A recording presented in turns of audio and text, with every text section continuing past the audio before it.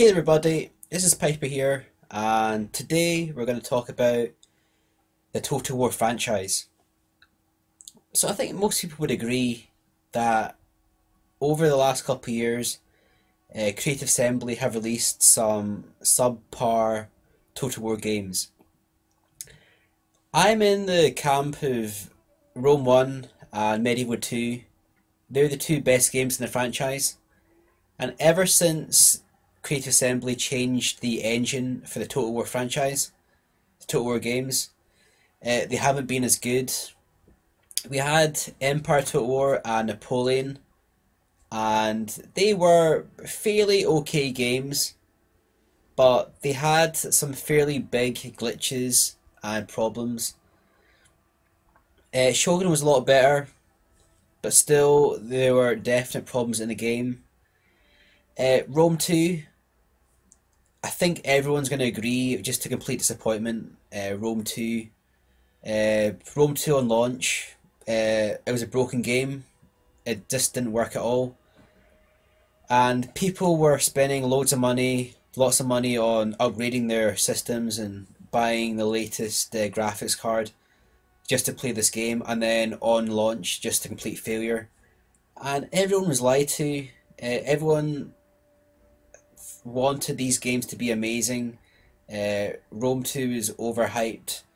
They spent so much money in marketing. They spent 4 million on the marketing pre-release. All these amazing trailers of all the graphics, all the animations, and it was just a complete failure. And the game still isn't fixed. And the same with Attila.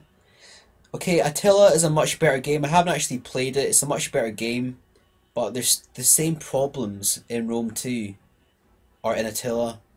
And fair enough, a lot of the campaign issues, a lot of the lagging issues, they've been ironed out. But the fundamental problems of battle mechanics, unit collision, has not been fixed at all.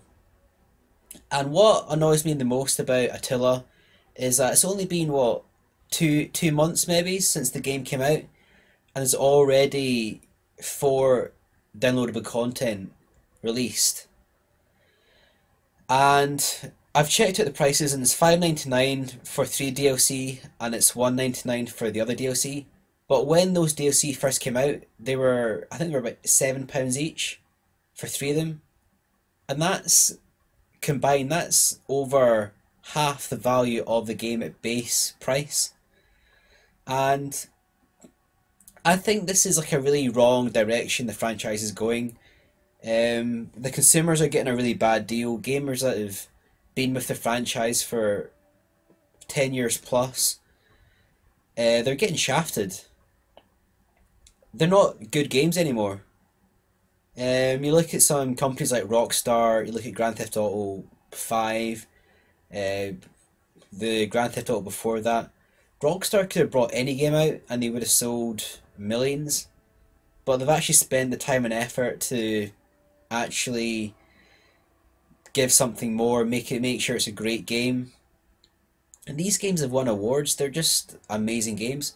Whereas, like, you look at the Total War franchise, it's going down the pan basically. You look at Rome 1.